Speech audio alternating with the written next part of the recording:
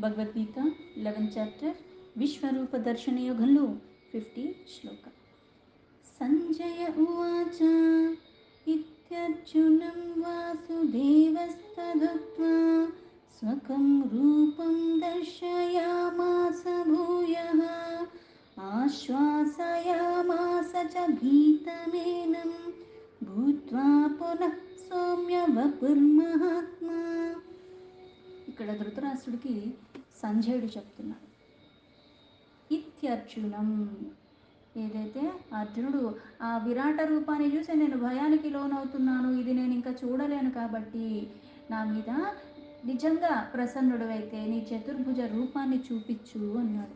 అందుకే ఇత్ అర్జున, ఈ విధంగా అర్జునుడు చెప్పిన దానికి మళ్ళీ నీకు చూపించింది సామాన్యమైనది కాదు, కాకపోతే నువ్వు భయానికి మోహానికి బాధకి లోబడుతున్నావు కాబట్టి నేను మళ్ళీ నువ్వు చూడాలనుకున్న ఇంతకుముందు విరాట రూపాన్ని కూడా అర్జునే చూడాలనుకున్నాడు. ఆ భక్తికి మెచ్చే దాన్ని చూపించాడు, చూసి తట్టుకోలేకపోయాడు. ఇప్పుడు మళ్ళీ చతుర్భుజ రూపాన్ని, అంటే ఏది అడిగితే అది ఇస్తాడా అంటే ఇస్తాడు. ఎలా అయితే అడగందే అమ్మైనా అన్నం పెట్టదు అంట. అడగటం తెలియాలి, పైగా అడిగే విధానం ఉంటుంది. నీలో మార్పులు కలిగే కొద్దీ పరమాత్మకి ఎలా అయితే నువ్వు ఇంకా సాన్నిధ్యంలో ఆ చింతలో సమర్పణ భావంతో నువ్వు తప్పితే నాకు లేదని త్రికరణ శుద్ధిగా ఎప్పుడైతే శరణాగతి వేడుకుంటావో అది సాధ్యమవుతుంది. అంటే వీళ్ళ పక్షంలో ఎవరున్నారో అర్థమవుతుందా? పైగా ఎవరికి సాధ్యం కానంటి విరాట రూపాన్ని చూపించేశాడు. పైగా అది చూడటానికి కూడా దివ్య దృష్టిని ఇచ్చి మరీ చూపించాడు. ఏ దివ్య దృష్టితో నేను ఇక్కడ కూర్చొని అక్కడ జరిగేది నీకు చెప్తున్నాను.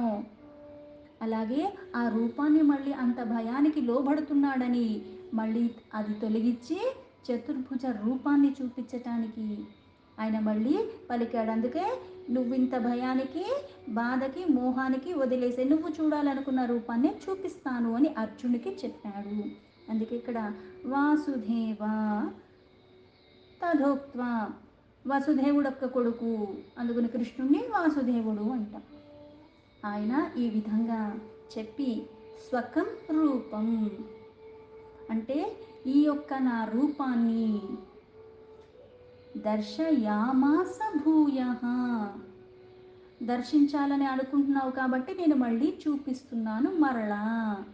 అంటే ఇంతకుముందు విరాట రూపాన్ని చూడాలనుకున్నావు, అది చూపించాను. ఇప్పుడు మళ్ళీ అది ఉపసంహరించుకుని చతుర్భుజ రూపాన్ని చూపించమంటున్నావు, ఇది చూపిస్తున్నాను మళ్ళీ. ఎక్కడ చూపిస్తున్నాడు? అక్కడే చూపిస్తున్నాడు. ఆశ్వాసయామాస, ఆశ్వాసయామాస అంటే ఊరట చెందు. ఎందుకంటే విరాట రూపాన్ని చూసేసి భయం, ఆందోళన, చంచలత్వం వచ్చేస్తుంది. పైగా స్థిరత్వాన్ని కోల్పోతున్నాడు, నించోలేకపోతున్నాడు, భయం వచ్చేస్తుంది. ఎందుకంటే మహామహా యోధులందరూ కూడా అక్కడ వెళ్ళిపోతున్నారు ఆయనలోకి. సృష్టి, పోషణ, లయం అన్నీ కనిపించేస్తున్నాయి, మళ్ళీ అన్నీ కనిపిస్తున్నాయి. పైగా ఎలా ఉన్నాడు అంటే భయంకరంగా ఉన్నాడు. ఆ ప్రళయకాలంలో ఉండేలాగా ఉంటే అంత భీకరమైన రూపాన్ని చూస్తే దడొచ్చేసింది. ఇప్పుడు మనకి బాగా ఇష్టమైన వాళ్ళు కూడా నానే అనుకుందాం, ఎప్పుడు చాలా ప్రేమగా ఉంటాడు, ఏది అడిగితే అది ఇచ్చేస్తాడు, ఎక్కేస్తాం తొక్కేస్తాం అన్నీ చేస్తాం. ఏదో ఒక కారణం చేత వాళ్ళకి కాస్త ఏదైనా ఒత్తిడి ఉందో ఇంకొకటి ఉందో అలసిపోయి వచ్చారు, ఏదో వచ్చింది. ఒక్కసారి లేదా నేను ఏదో చేయరాని పని చేశాను, ఒక్కసారి కోప్పడతారు. అంటే అదే నాన్న, అంతకుముందు ప్రేమ ఉంది, అన్నీ ఉన్నాయి, అన్నీ నేను పరాచకాలుగా బోల్డ్ చేశాను, అన్నీ చేసిన నేను ఇప్పుడు ఆ నాన్న కోప్పడేసరికి ఏమవుతుంది? భయం వస్తుంది, ఉడికిపోతాను. కొట్టలేదు ఇంకా, ఒక్కసారిగా అరిచేసరికి, అంటే అది ఇప్పుడు దాకా నేను చూడనిది ప్రేమనే చూశాను, నేను ఎన్ని చేసినా సరే ఓర్చుకునే ఆ ఓర్పునే చూశాను. ఇప్పుడు ఒక్కసారి అరిచేసరికి నాకు భయం వేస్తుంది, ఉడికిపోతాను, మళ్ళీ దగ్గరికి వెళ్ళను. తర్వాత మళ్ళీ మామూలుగా అయిపోయినా సరే కాసేపు మళ్ళీ పడుతుంది దగ్గరికి వెళ్ళటానికి.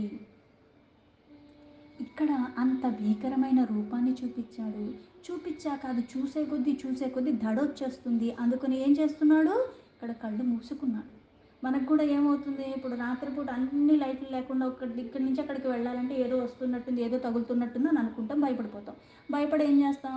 దుప్పటి కప్పేసుకుని కళ్ళు మూసుకుని కూర్చుంటాం. కళ్ళు మూసుకుని కూర్చుంటాం.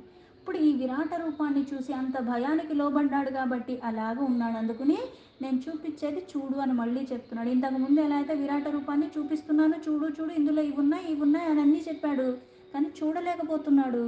అందుకని మళ్ళీ దివ్య దృష్టిని ఇచ్చి మరీ చూపించాడు. ఇప్పుడు మళ్ళీ అదే ప్రదేశంలో తన చతుర్భుజ రూపాన్ని కూడా చూపిస్తున్నాడు, ఊరట కలిగేలాగా, ఆ భయం తొలిగేలాగా. భయానికి పరమాత్మ కారణం కాదు, నీలో అలజడికి పరమాత్మ కారణం కాదు, కానీ అవి తీసేవాడు మాత్రం పరమాత్మ, అజ్ఞానాన్ని తొలగించేవాడు మాత్రం పరమాత్మ. అందుకే చమీతమేనం, ఇంకా భయాన్ని పక్కన పెట్టేసి. ఎందుకంటే భూత్వా పునః, మళ్ళీ నా సౌమ్య రూపాన్ని చూపిస్తున్నానంటే మళ్ళీ సౌమ్య రూపం ఏంటంటే మళ్ళీ ఆ చతుర్భుజ రూపాన్ని కూడా తొలగించి ఆ కృష్ణ రూపాన్నే చూపిస్తున్నాడు. సౌమ్య వపుర్ మహాత్మ అంటే ఆ విరాట రూపంలో లెక్కబెట్టలేని బాహువులు అవి కనిపించాయి. ఇప్పుడు అది ఉపసంహరించుకు చతుర్భుజాలు శంఖచక్ర గదాహస్తాల పద్మాలతో ఉన్నది. ఇప్పుడు దాన్ని తీసేసి 4 చేతులు కూడా తీసి 2 భుజములతో సామాన్య కృష్ణ రూపం ఏదైతే తను చిన్నప్పటి నుంచి పెరిగాడో ఆడుకున్నాడో ఆ రూపాన్ని చూపించాడు దయతో. సర్వవ్యాపి అయిన పరమాత్మ నిజంగా ఆ ఉగ్ర రూపాన్ని, నిజంగా తన అసలు రూపాన్ని, అంటే అసలు రూపానికి నామానికి అతీతంగా ఉన్నవాడే పరమాత్మ. ఆయన చేసేది అవన్నీ కూడా నిజంగా మనకి కళ్ళకు కట్టినట్టు అన్ని ప్రతిక్షణం కనిపిస్తే ఆ పరమాత్మ సన్నిధిలో కాదు కదా, ఆ నామాన్ని కూడా ఉచ్చరించకుండా మనం ఎక్కడికన్నా పారిపోదాం అనుకుంటాం, కానీ ఎక్కడికి పారిపోతాం? సర్వంతర్యామి, సర్వం ఉన్నది పరమాత్మే, నాలో ఉన్నది పరమాత్మే, నేను ఎక్కడికి పారిపోతాను? ఎక్కడికని వెళ్తాను? ఎక్కడికని దాక్కుంటాను? అందుకేం చెప్తారు? పరమాత్మకి దాగి నువ్వేది చెయ్యలేవు, అది సాధ్యం కాదు. కానీ దయతో ఆ రూపాన్ని సంహరించుకుని అలా భయాన్ని తొలగించడానికి భక్తుల పట్ల వాత్సల్యంతో ఉన్న ఆ పరమాత్మ అట్లా చూపించాడు అని ఇక్కడ ధృతరాష్ట్రకి సంజయుడు చెప్తున్నాడు. శ్లోకానికి యథాతథ మీనింగ్ తీసుకుంటే, సంజయ ఉవాచ ఇత్యర్జునం వాసుదేవస్పదోక్త్వా స్వకం రూపం దర్శయామాస భూయః ఆశ్వాసయామాస చ భీతమేనం భూత్వా పునః సౌమ్య వపుర్మహాత్మా. సంజయుడు ఇలా చెప్తున్నాడు, వాసుదేవుడు ఈ విధంగా అర్జునుడితో పలికి తన విరాట రూపానికి మారుగా చతుర్భుజ రూపాన్ని దర్శనమిచ్చేలాగా చేసి మళ్ళీ తర్వాత దాన్ని కూడా ఉపసంహరించుకుని ఆ శ్రీకృష్ణుడు సౌమ్యమైన తన నిజ రూపంలో అలా అర్జునుడికి మళ్ళీ భయాన్ని దూరం చేసి ధైర్యాన్ని పెంచేలాగా మాట్లాడుతున్నాడు, శాంతింపచేస్తున్నాడు అని చెప్పాడు. అంటే శ్రీకృష్ణుడు తన యొక్క విశ్వరూపాన్ని మళ్ళీ సంహరించుకుని ఇవన్నీ చెప్పటం ఏంటి అంటే పరమాత్మ తత్వం ఏంటి, ఇంతకుముందు విభూతుల్లో చెప్పినట్టుగా ఇక్కడొకలాగా అక్కడొకలాగా ఉంటాడా? సాధ్యం కాదు. సర్వంతర్యామి, అంతరంగంగా బాహ్యంగా కూడా అంతా వ్యాపించి ఉన్న పరమాత్మ ఎప్పుడూ ఒకేలాగా ఉన్నాడు. ఆ పరమాత్మ తత్వం ఏంటి? నశించిపోనివాడు, మార్పులు చేర్పులు లేనివాడు, ఎప్పుడూ ఒకేలాగా ఉన్నవాడు. అలాంటిది ఇక్కడ విరాట రూపంలో ఒకలాగా మళ్ళీ చతుర్భుజం ఒకలాగా ఇక్కడ ఒకలాగా ఎందుకుంటున్నాడు అంటే, ఎలా అయితే నామానికి రూపానికి అతీతమైన పరమాత్మ, సర్వవ్యాపి అయిన పరమాత్మ ఈ భక్తుల మీద వాత్సల్యంతో ఈ భక్తుడు అంతకన్నా పరిమితికి మించి చూడలేడు, వినలేడు, అర్థం చేసుకోలేడు కాబట్టి నీ పరిమితి తెలిసి ఆ పరిమితిలోకి వచ్చి ఉన్నాడు అంత మాత్రాన అది పరమాత్మ యొక్క అసలైన రూపం కాదు. కానీ ఇంతకు మించి నీకు అర్థం కాదు, ఇంతకు మించి నువ్వు స్వీకరించలేవని నీ పరిమితి పరమాత్మకి తెలుసు కాబట్టి అలా ఆ పరిమితిలో వచ్చాడు. అంతేగాని ఇక్కడ దాన్ని మళ్ళీ తొలగించేస్తున్నాడు అంటానికి కుదరదు. ఎందుకు? అంతా ఒకేలాగా ఉన్న పరమాత్మ అది నీకు దర్శించుకోవటానికి కూడా యోగ్యత ఎప్పుడు వస్తుంది అంటే మళ్ళీ ఆ భక్తి, ఇది మళ్ళీ జ్ఞానాన్ని పెంచుకున్నప్పుడు వస్తుంది. అంటే అదే విశ్వరూపంలో లెక్క పెట్టలేని బాహులు, లెక్క పెట్టలేని తలకాయలు, అంత ఉగ్ర రూపంలో అక్కడ సృష్టి జరుగుతున్నది, పోషణ జరుగుతున్నది, లయమైపోతున్నాయి. పైగా ఈ అండపిండ బ్రహ్మాండాల రూపంలో ఎన్నో సూర్యులు, ఎన్నో చంద్రులు ఇవన్నీ కనిపిస్తూ ఉన్నాయి. పైగా తేజపుంజంలాగా ఉన్నది, అది చూసి తట్టుకోలేకపోతున్నా. తేజస్ అన్నది మళ్ళీ ఎలా ఉంది? అన్ని వైపులా వ్యాపించిపోయి ఉన్నది. ఇప్పుడు మళ్ళీ ఏదైతే అంతకన్నా శాంతమైన రూపము చతుర్భుజ రూపం చూడాలనుకున్నాడు. ఎక్కడ ఇందులో మళ్ళీ 4 చేతులుంటాయి, చక్రాన్ని, గదని, అలాగే పువ్వుని ధరించి ఉన్నవాడు, శంఖాన్ని ధరించి ఉన్నవాడు, ఇటువంటి రూపాన్ని. ఆ నెత్తి మీద కిరీటం పెట్టుకున్నాడు. ఇదే రూపం కావాలని అడిగాడు. చక్కగా పూలతో అలంకరించుకున్నాడు. ఆ రూపంలో ప్రత్యక్షమయ్యాడు. అయితే ఆ విరాట రూపాన్ని చూసి భయంతో కళ్ళు మూసుకుపోయినవాడు ఇప్పుడు తెరువు, నేను ఈ రూపంలో కనిపిస్తున్నానని చెప్పాడు. అంటే ఇక్కడ సంజయుడు ఇవన్నీ మళ్ళీ ఇక్కడ చూపిస్తున్నాడు, కనిపిస్తున్నాడనే భావనలు మారుతున్నాయని చెప్పటం ఎందుకు అంటే, ఎవరి పక్షాన ఉన్నారు, ఆ పరమాత్మకి సాధ్యం కానిది ఏదన్నా ఉందా? కాకపోతే ఆ భక్తి వాత్సల్యంతో ఆయన్ని పట్టుకున్న వాడిని ఎలా ఉన్నా సరే, అర్హత ఉన్నా పాత్రత ఉన్నా లేకపోయినా మార్పులు చేర్పులతో జ్ఞానాన్నిచ్చి మళ్ళీ ఉద్ధరింపబడే మార్గంలోకి తీసుకెళ్తున్నాడు. ఆయన్ని ఆధారం చేసుకునేవాడైతే ఉంటున్నాడో, అది లేని వాడికి అహంకారానికి, గర్వానికి, ఇటువంటి వాటికి లోనైపోయినప్పుడు నీ దగ్గర ఎంతున్నా అవన్నీ మళ్ళీ నశించిపోతాయి. సంహరించటం చేతగైన వాడు సృష్టిని చెయ్యటం, ఇవన్నీ కూడా సంకల్ప మాత్రంతో చెయ్యగలిగిన వాడు అర్జునుడి పక్షాన ఉన్నాడంటే వీళ్ళ పక్షాన ఉన్నాడు. ఆ ఉగ్ర రూపంతో పోలిస్తే ఈ చతుర్భుజ రూపం ఎలా ఉంది? సర్వశక్తిమంతమే, పరమాత్మ ఏ రూపంలో ఉన్నా అంతే. ఇక్కడ ఆ విరాట రూపంలో లెక్కపెట్టలేని బాహువులతో ఉన్న, ఇక్కడ 4 భుజములతో ఉన్న, లేకపోతే మామూలుగా కృష్ణావతారంలో 2 చేతులతో ఉన్నప్పటికీ కూడా భక్తిభావం అన్నది పరమాత్మ మీద ఉంటుంది, కానీ నేను ఊహించిన రూపంలో నాకు కుదురుకోవటానికి కష్టమవుతుంది. అయితే నాకెప్పుడు స్నేహితంగా ఒక స్నేహితుడిలాగా చూశాడు. అందుకని ఎలా అయితే నేను ఇన్ని పాపాలు చేసి ఉన్నాను అన్నాడు. ఏం పాపాలు? నడిచేటప్పుడు, కూర్చునేటప్పుడు, ఆటలాడుకునేటప్పుడు, తినేటప్పుడు, పడుకునేటప్పుడు నిన్నెప్పుడు నీతోనే ఉన్నాను కదా. అయితే ఇక్కడ ఆ సఖ్యుడు అంటే మిత్రుడు అన్న భావం ఈ రూపాన్ని చూస్తే రావట్లేదు. కృష్ణుడు రూపాన్ని చూస్తేనే వస్తుంది, లేకపోతే పూజ్యభావం వస్తుంది. కాకపోతే ఆ గౌరవం ఎక్కడ దాకా ఉంటుంది? దూరం దూరంగానే ఉంటావు, అంతలాగా దగ్గరికి వెళ్ళలేవు, తృప్తి రాదు నీకు. ఇప్పుడు ఎంత పరిచయం లేనివాడు మంచివాడైనా సరే ఎంత మాట్లాడతావు? కొద్దిగా మాట్లాడతావు. మనకి బాగా పరిచయం ఉన్న వాళ్ళైతే ఏమవుతుంది, ఇంకా మనకి ఇలా మాట్లాడాలి అలా మాట్లాడాలి అని చూసుకోకుండా మాట్లాడేస్తూ ఉంటాం. ఇక్కడ ఆ భక్తితో ఏదైతే తన అంతలాగా ఏదన్నా సరే కృష్ణుడికే చెప్పుకున్నాడు. బాధ వచ్చినా, సంతోషం వచ్చినా, కోపం వచ్చినా అన్నీ చెప్పుకున్నాడు. ఇప్పుడు ఇవన్నీ కూడా అదే భావంతో చెప్పుకున్నాడు. కానీ విరాట రూపాన్ని చూసి ఏదైతే కాస్త భయానికి, ఇట్లాంటి ఉద్వేగానికి లోనయ్యాడో అది ఉపసంహరించుకున్నాక, చతుర్భుజ రూపాన్ని చూశాక కాస్త తగ్గిన తర్వాత మళ్ళీ కృష్ణుడిని చూశాక ఇంకాస్త తగ్గింది. ఇప్పుడు కాస్త స్థిరత్వం వచ్చింది. ఆ స్థిరత్వం కారణంగా అంటే అందరిలో ఆత్మరూపంలో పరమాత్మే ఉంటున్నాడు. ఆ పరమాత్మ కానిది లేనిది ఏదీ లేదు. ఇక్కడ నిజరూపం అంటే ఇక్కడ కృష్ణుడిది నిజరూపం అని చెప్పి వేరే రూపాలు అబద్ధం అని చెప్పటం కాదు. ఇక్కడ ఏ రూపాన్నైతే ఇప్పుడు దాకా నేను చూస్తూ ఉన్నానో, ఏ రూపాన్నైతే నేను ఆ భావనతో చూస్తూ ఉన్నానో, అది నాకు ఆ విశ్వాసానికి పైగా మళ్ళీ దాని మీద నాకు నమ్మకం చాలా తేలిగ్గా కుదురుకుని ఉంటుంది.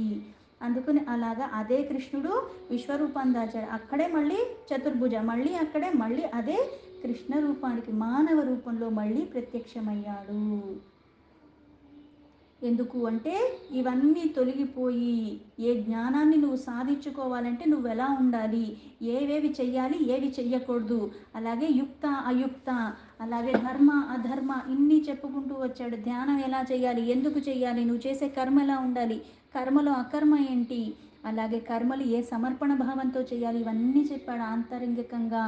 అంటే ఆ పరమాత్మకి ఆ విభూతులు ఎవరికి వస్తాయి, ఆ విభూతులు రావాలంటే సాధన ఎలా చేయాలి, ఇన్ని రహస్యాలు చెప్పుకుంటూ వచ్చాడు ప్రేమతో. అలాగే కృష్ణుణ్ణి ఏ విధంగా అనన్యమైన భక్తితో పూజించాడు కాబట్టి ఎవరికి సాధ్యంగా నా రూపాన్ని చూసుకోగలిగాడు అర్జునుడు. ఎందుకు చూడగలిగాడు? ఎందుకంటే కోపం వచ్చినా, బాధ వచ్చినా, ఏదొచ్చినా ప్రతి క్షణం తనతోనే గడిపాడు. తన మధుర క్షణాలు కానీ, బాధతో ఉన్నవి కానీ అన్నీ కృష్ణుడికే చెప్పుకున్నాడు, అన్నీ కృష్ణుడినే ఆశ్రయించి ఉన్నాడు, ఎప్పుడూ వదలలేదు. తన ఆనందమైన భావనతో భక్తి అన్నీ ఏది ఉన్నా సరే ఆయన్ని మాత్రం వదలలేదు. అందుకే ఆయన పట్ల అనన్యమైన భక్తి ఉన్నది. ఆ భక్తి భావం ఇలా ఉన్నది కాబట్టే, పరిమితికి మించి ఉంది కాబట్టే ఆ రూపాన్ని దర్శించుకునేలాగా కరుణించాడు. ఎలా అయితే ఇక్కడ తహతహలాడిపోతాం బాగా ఉన్నది, మనం ఇలా చూస్తూ చూస్తూ ఆరాధించేటప్పుడు దీనికి ఉదాహరణగా చెప్పుకోవాలంటే ఒక్కసారి గోకులంలో శ్రీకృష్ణుడు ఆ గోపికలందరితో కూడా లీలలు చేస్తూ ఉన్నాడు. అయితే బృందావనంలో అలా ఉండగా అకస్మాత్తుగా వాళ్ళ మధ్యలోంచి మాయమైపోయాడు. వాళ్ళకి ఇంకా బాధ వచ్చేసింది. ఎందుకంటే వీళ్ళు ఎంతలాగా కృష్ణుడి మీద ఆధారపడిపోయి ఉన్నారంటే కృష్ణుడిని స్మరించడం ఎలా అంటే ఇక్కడ గోపికలు అన్న వాళ్ళు ఇంకా వయస్సుతో కానీ దేంతో కానీ సంబంధం లే కృష్ణుడి పట్ల అంత ఆకర్షణంగా ఉండేవాళ్ళు. వాళ్ళు ఏది చేసినా సరే ఆయననే ధ్యానిస్తూ ఉండేవాళ్ళు, ఆయన్నే స్మరిస్తూ ఉండేవాళ్ళు. కానీ ఒక్కసారిగా వాళ్ళతో ఉండి ఉండి అక్కడ ఎప్పుడైతే మాయమైపోయాడో వాళ్ళకి ఇంకా బాధ వచ్చేసింది. ఇంకా మళ్ళీ కనిపించడా కనిపించడా ఎప్పుడు కనిపిస్తాడు అని ఎన్నో రకాలుగా వేడుకున్నారు. అయితే తన లీలల్లో భాగంగా తన చతుర్భుజ రూపంతో దర్శనమిచ్చాడు. భక్తితో ఆయన్ని పూజించుకున్నారు, అన్నీ చేశారు. కానీ ఏ కృష్ణుడి పట్ల అయితే ఆకర్షితగా అయ్యి అలాగ వెళ్ళారో అంతలాగా దగ్గరికి వెళ్ళలేకపోయారు. ఈ రూపానికి ఆ రూపానికి వ్యత్యాసంగానే ఉన్నారు. అయితే మళ్ళీ ఏ సమయంలో అయితే అక్కడ రాధ వచ్చిందో రాధ రాగానే ఈ కృష్ణుడు కూడా ఆగలేకపోయాడు. అక్కడున్న భక్తికి వెంటనే తన కృష్ణస్వరూపాన్ని ప్రకటించాడు. అంటే భక్తుల పట్ల పరమాత్మ వాత్సల్యము, అలాగే భక్తుడికి కూడా పరమాత్మ పట్ల వాత్సల్యం అన్నది అలా ఉంటుంది. ఏదన్నా సాధ్యమవుతుంది. అత్యంత ఇంకా ఇది మించింది ఏది లేదు అన్న భావనతో ఉంటాం మనము. అందుకే ఇక్కడ ఆ విశ్వరూపాన్ని ప్రకటించటమే కాకుండా యోగశక్తితో మళ్ళీ దివ్య దృష్టి ఇవ్వటమే కాకుండా మళ్ళీ దర్శించుకోవటానికి వీలుగా ఆ భయాలు అవన్నీ తొలగించుకోవటానికి మళ్ళీ చతుర్భుజ రూపాన్ని చూపించాడు. మళ్ళీ ప్రార్థన మేరకే. ఆ ప్రార్థన మేర అడిగిన వెంటనే కూడా ఏమీ చూపించలేదు వెంటనే. ఇంకా అన్ని తీవ్ర స్థాయికి వెళ్ళిపోయాక అప్పుడు తీశాడంటే మూలాల నుంచి తీసేస్తాడు పరమాత్మ. మళ్ళీ ఇది చూపించడమే కాకుండా మళ్ళీ దాని తర్వాత ఉత్తమోత్తమైన తన ఈ శ్రీకృష్ణ రూపాన్ని దాన్ని కూడా మళ్ళీ చూపించాడు. దాన్ని దర్శించుకునేలాగా. అంటే ఇక్కడ ఇన్ని మార్పులు జరుగుతూ ఉంటే ఇది నేను చూసేది సాధ్యమేనా అన్న ఒక భావన వస్తుంది. ఎందుకంటే ఇంతకుముందు చూసింది ఇది, ఇప్పుడు చూసింది ఇది. అది చూసి ఏ భావన వచ్చిందో ఇది చూస్తే మళ్ళీ ఆ భావన తొలగిపోయింది. ఇప్పుడు ఇక్కడి నుంచి మళ్ళీ ఏ కృష్ణుడిని చూసి నేను చిన్నప్పటి నుంచి ఎలా ఉన్నానో ఇప్పుడు మళ్ళీ భావన మారిపోయింది. అందుకే ఆ శ్యామసుందరుడు ఆ పరమశాంతమైన తన రూపాన్ని చూపించాడు. ఈ విధంగా కృష్ణుడు తన పుష్పరూపాన్ని సంహరించుకోవటం, చతుర్భుజాన్ని దర్శింపచేయటం, మళ్ళీ తన మానవ రూపంలో అర్జునుడికి అక్కడ మళ్ళీ నిలబడి మళ్ళీ ఓదారుస్తున్నాడు సావధానంగా. దీంతో భగవద్గీత 11 చాప్టర్ విశ్వరూప దర్శన యోగంలో 50 శ్లోక సంపూర్ణం.